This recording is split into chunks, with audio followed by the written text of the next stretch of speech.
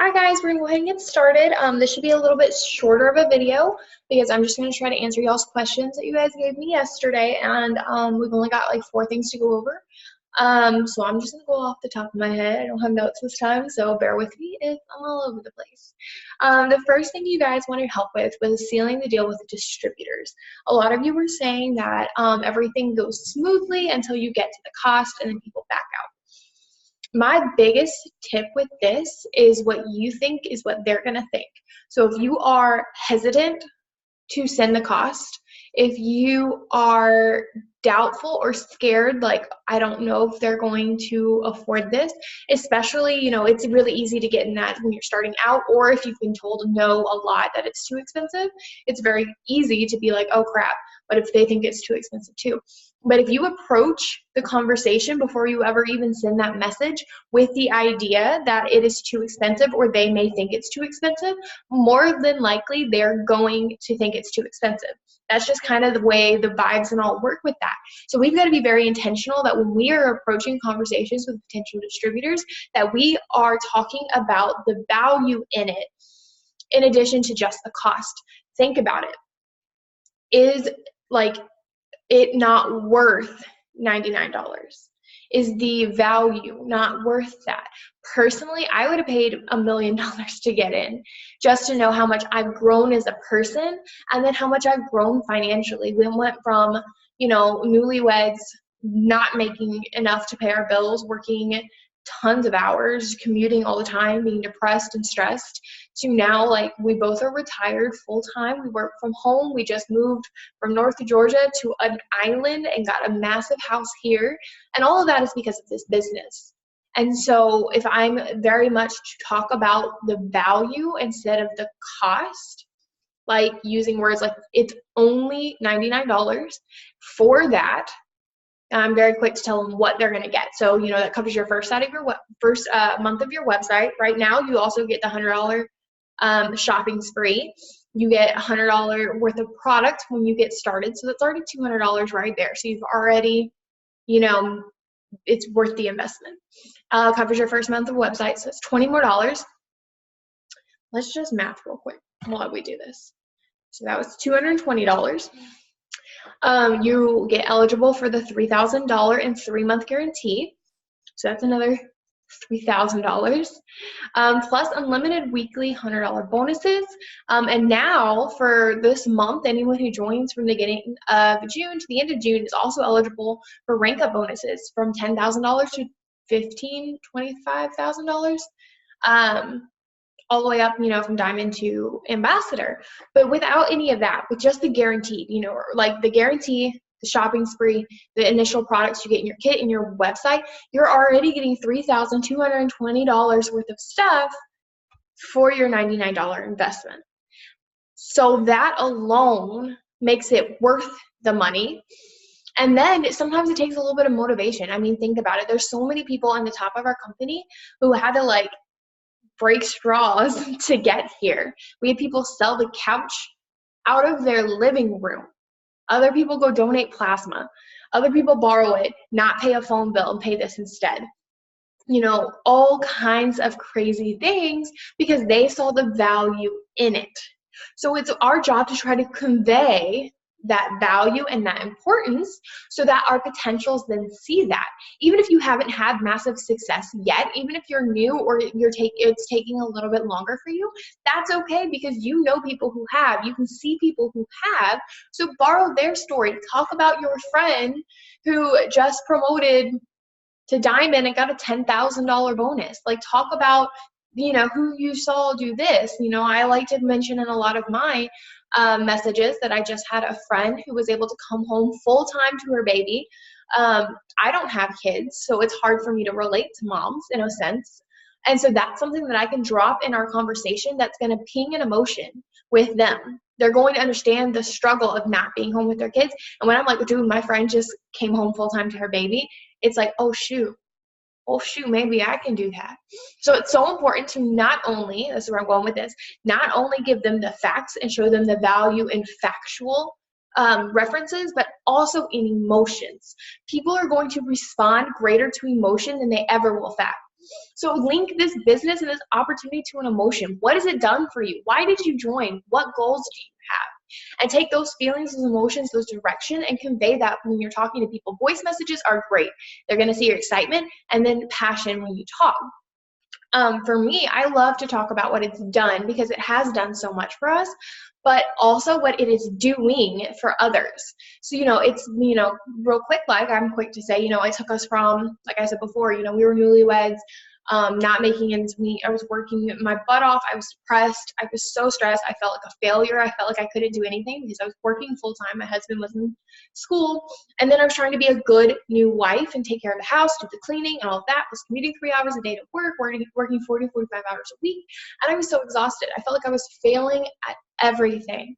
And on top of just the financial success, because 11 months later, we have now doubled our full-time income, I also am no longer that same depressed, stressed, and like so down on myself self. I've learned so much and grown so much into such a powerful, happy woman. Like without this business, I don't know how I would have gotten out of that depression and out of that rut, but this was a guiding force and a light in my life that has got me here, not only financially, but with my own personal development and my own growth. And people start relating. People get not having money. Relate to not having money when you started. People get not wanting to drop their kids off at daycare. Relate to that. People get their husband always being gone. Relate to that. Find something that is in your journey, in your story that is relatable, and make that one of the key things you talk about. My target demographic is young moms, college students, and newlyweds. Those are all areas that I can talk about. When I was in college, I was I was a college athlete, so I was the only one on my team who was both an athlete, full-time student, and worked a job because my parents couldn't afford it.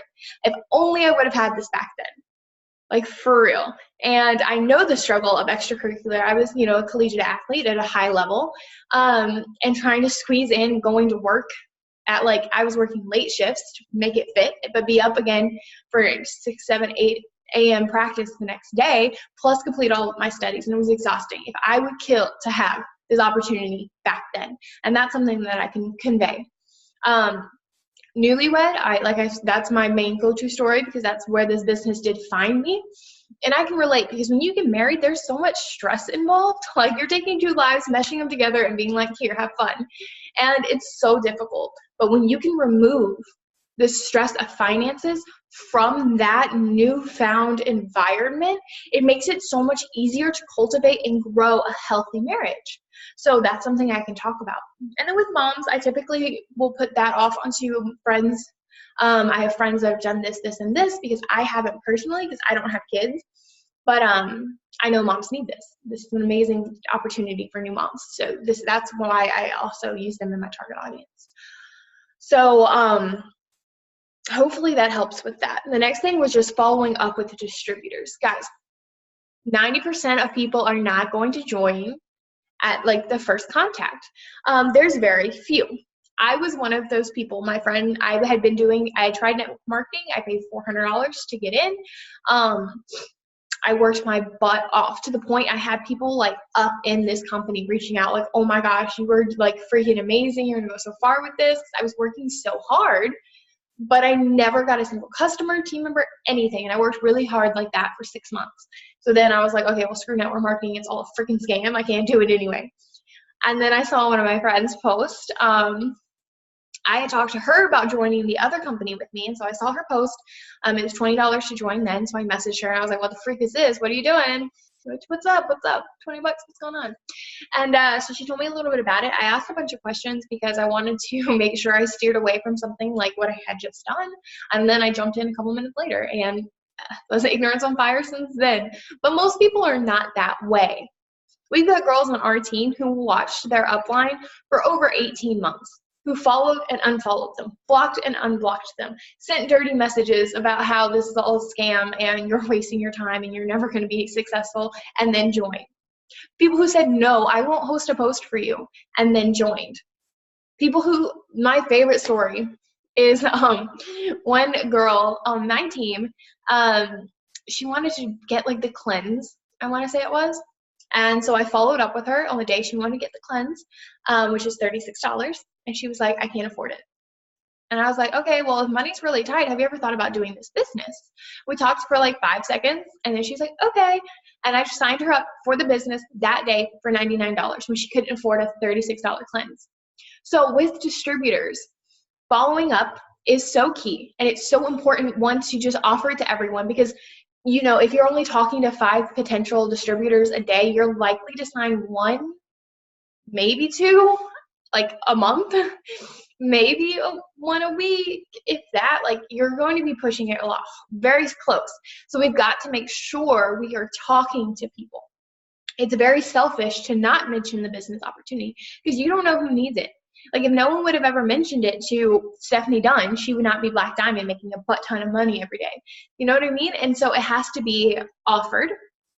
And then you have to understand that a lot of people don't understand social selling. A lot of people don't have the mindset it takes to wrap their head around this. It is seen like a scam because it doesn't make sense to people that they can sit at home and make this kind of money.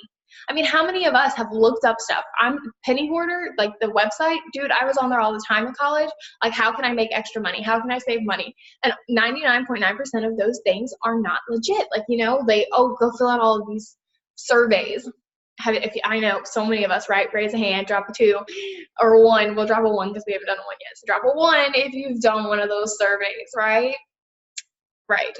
So that's what we're used to seeing. So when we do see a legit opportunity, it's very hard for us to recognize. And then there's a lot of doubt behind it because when you see people making so much money from their phone, it doesn't seem real.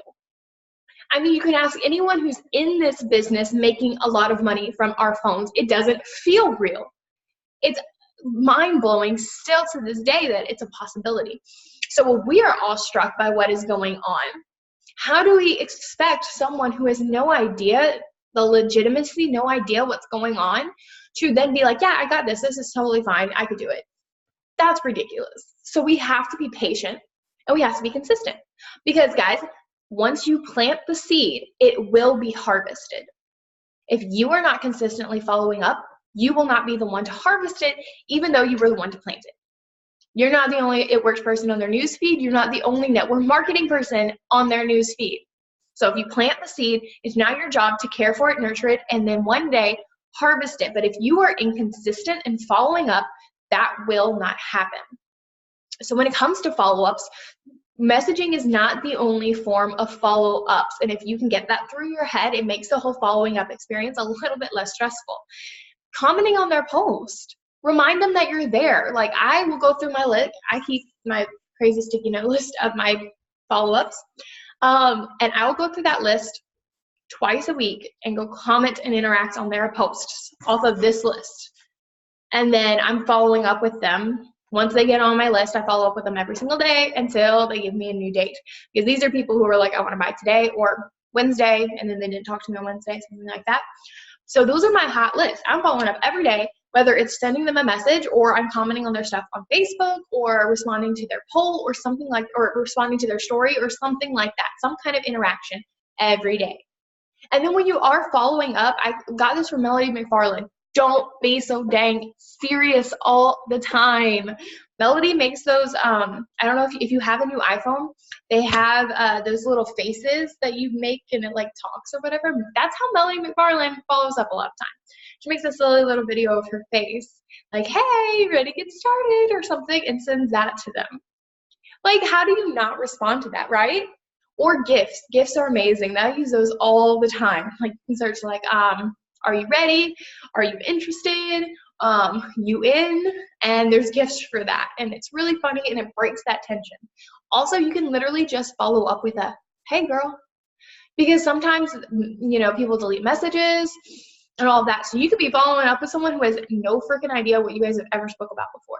So if you just started like it's a brand new conversation, it opens up the door to then be able to initiate the actual follow-up. But with the distributors, it's really just about being consistent in bringing in new potentials and then being consistent in following up with those once you bring them in and plant that seed. The next thing you guys wanted some advice on was host to post. Host to post is a numbers game. It's an amazing networking strategy, especially if you don't do cold messaging, because it's a very warm system. You are messaging people, asking them to do something for you. In return, at least with our team, we're offering some sort of incentive, whether it be cash or an item or something. Like right now we're doing an iPad. So to me, that's a warm message. Like, yes, I'm asking for something, but I'm also offering you something in exchange. And then when people comment on these posts, those are warm comments. Those are people who are literally asking you for more information about products. So if you are not getting a lot of host-to-post right now, if you're not getting a lot of interaction, you need to do some more. Like, you've got to get some more host-to-post up. So how do I go about this? I typically will go through my friends list once a month.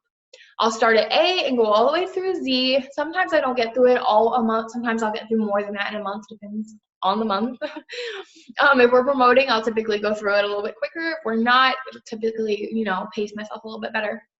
But I just message every single person on my friends list.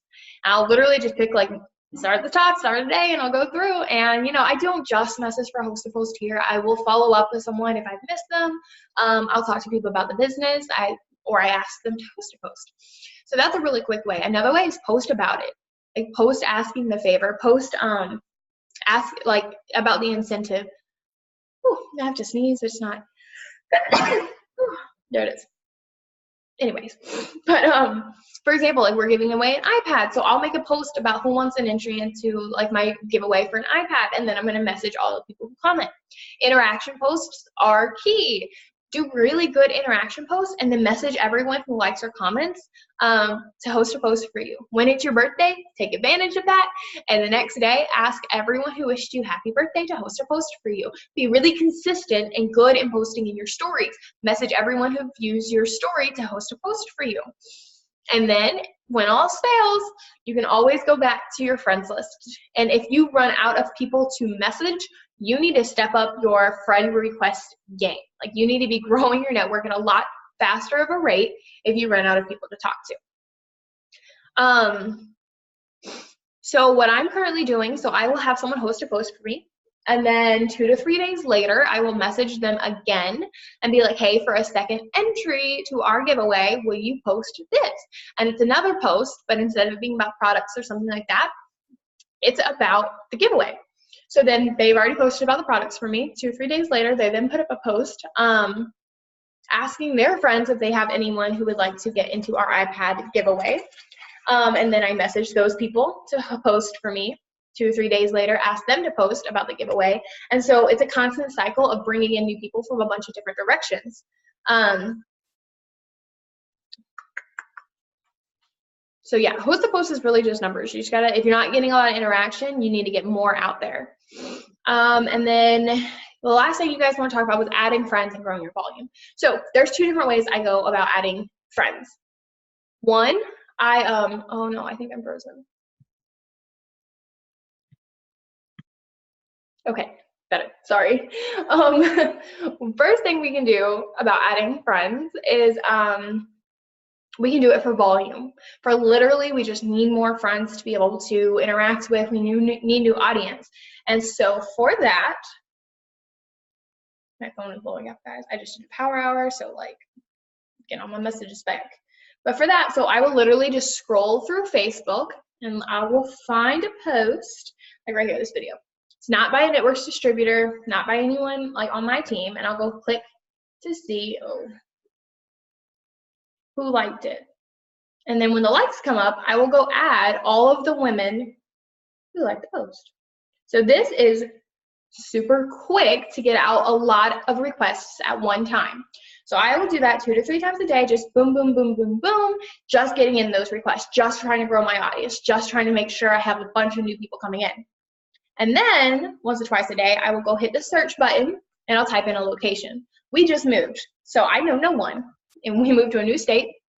I know no one. So I will go and I will search. For example, we'll look up Savannah, Georgia. It's about an hour and a half from me, which is not bad. So I search it, and then across the top, I hit people. And it's literally going to pull up everyone who has Savannah marked as where they live. And then I'll just go through here and just add these people, all the women on here, to my friends list. So there I am more intentionally searching, and it's not always Locations, sometimes I will like look up a name like Lacey and then go through the list and really look at the people in their profile, and add the people I want on my team or would want on my team. Other times it's by location. Sometimes I'll go to a boutique and add from there.